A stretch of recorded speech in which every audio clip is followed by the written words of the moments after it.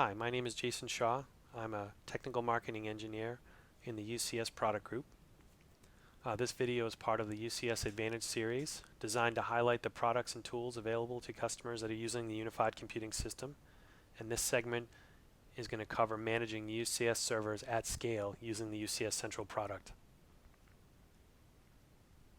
And we'll talk about why UCS Central exists. So here's a quick refresher on what a UCS domain is. You see a pair of fabric interconnects which will be running our UCS Manager software, and up to 160 blade servers or rack mount servers hanging below the fabric interconnects. That pool of compute, both the fabric interconnects and the servers together, constitute one domain or pod or system or instance. We'll use the term UCS domain moving forward from here.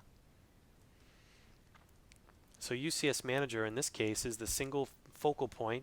It's the single place where administrators will create all of their server configuration, manage inventory and faults and alerts for these 160 servers.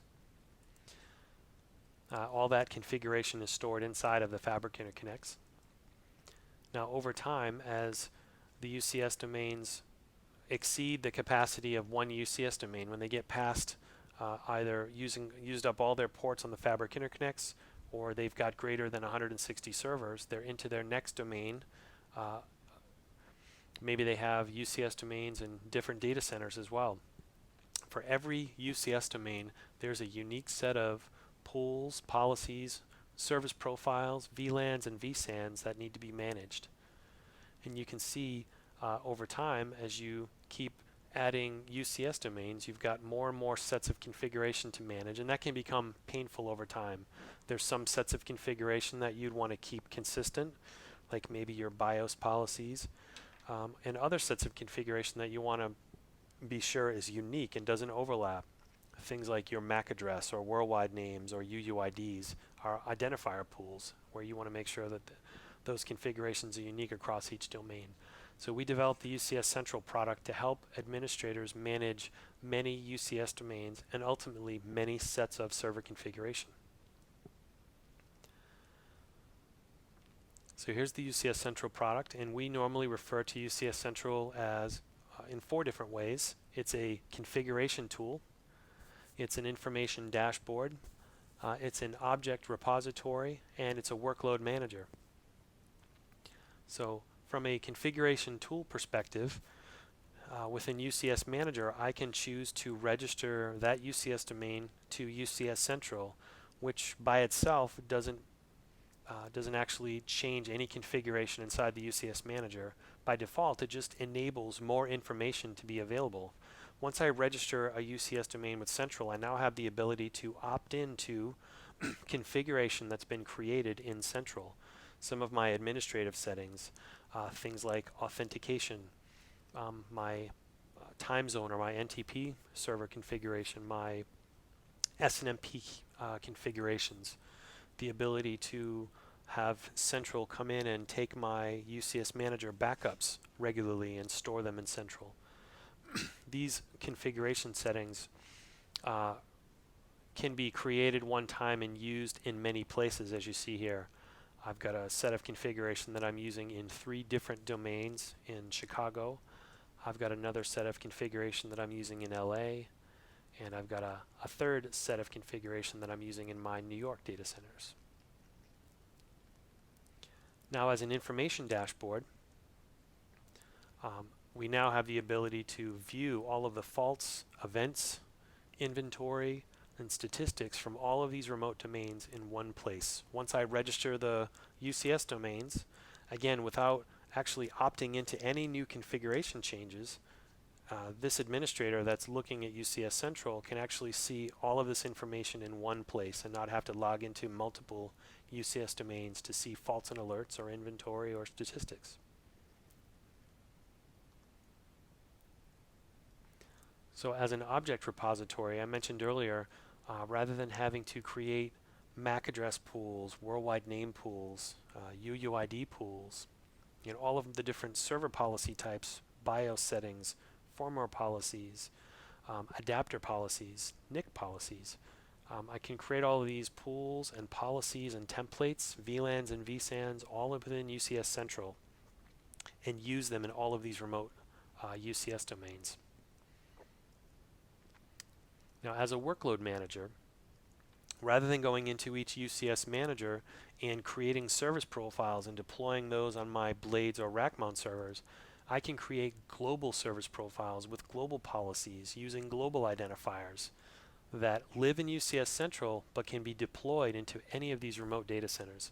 So you can see here I've created workloads or global service profiles in this case and deployed them out to these remote data centers.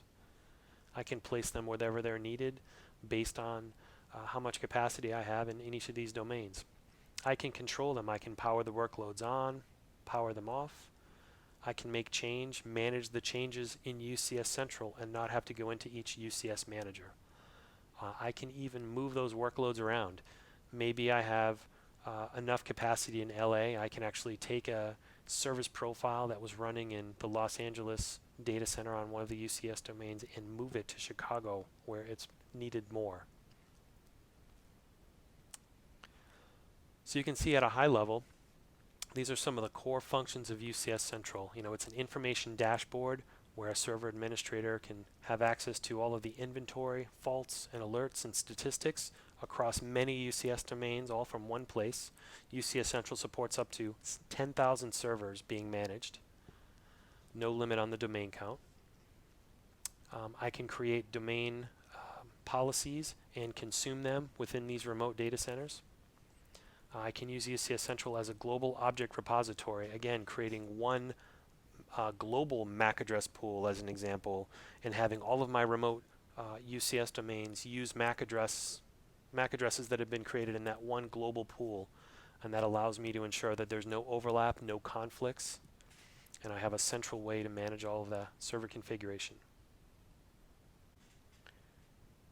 Great, so let's take a look at the UCS Central interface, and we'll provide a demo of some of the features that we talked about earlier.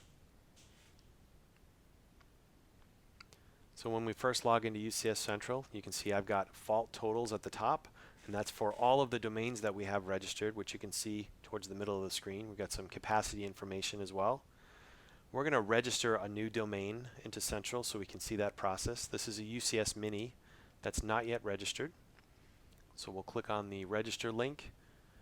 In the admin tab, we'll provide the IP address and the shared secret that we configured when we first deployed Central. And we'll leave all of the policy resolution control radio buttons at their default, which is local management for right now. So we're registering a domain, but we're not making any changes to that domain at this time. We're just providing visibility into this domain from Central. So back into Central, we'll navigate through the equipment tab to the ungrouped domains where we'll find that domain that we just registered.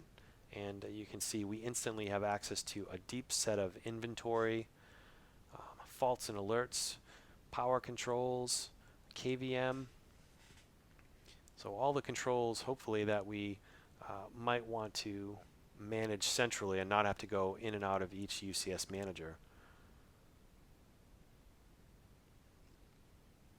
You can see a very deep set of inventory. For memory DIMMs, all the way down to the vendor serial number, and all this information. You can view this in Central. You can use automation tools to pull this out as well.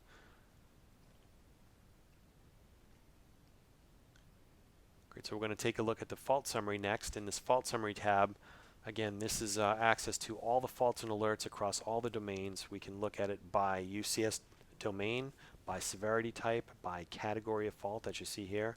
And all of these hyperlinks here are clickable. We can click and navigate to the context of each individual fault within a remote UCS manager if we need to. So under images, we actually have the ability to browse all of the firmware bundles on Cisco.com. You can use your CCO credentials here, enter them, browse through all the firmware bundles, choose to download them and store them in Central, and then create policies to deploy firmware to one or many domains, and then create additional policies to actually activate firmware as well. So you can manage all of your firmware management right here from Central. So we have a concept of domain groups, which we mentioned earlier, administrative buckets, if you will.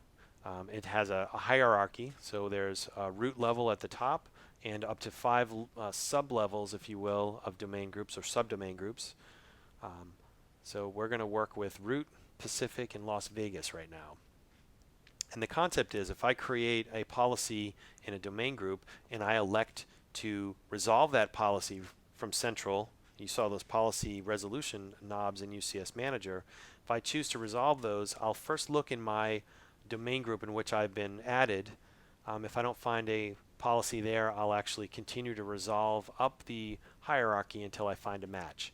And you can see at the root level or in Pacific, I've got a number of different policies specified. We're going to work with the time zone policy, which includes an NTP server and our DNS.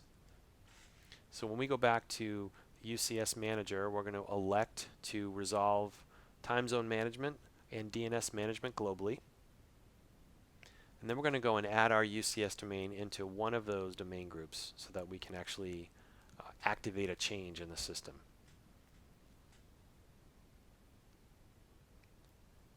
So back to my domain listing on the equipment tab, I literally just have to right click on my domain and I can get into the change group assignment tool. Pick the domain group that I want to be dropped into. So we're going to choose Las Vegas. Here's our warning indicating that we may be inheriting some changes based on this assignment. And now, if we go back to UCS Manager, we should see that we now have a time zone and NTP server configured from Central and configured in a way where we can no longer make local changes. So there's our NTP server definition, our time zone. You can see that things are grayed out. Again, I can't make any changes here unless I elect to go back to local management.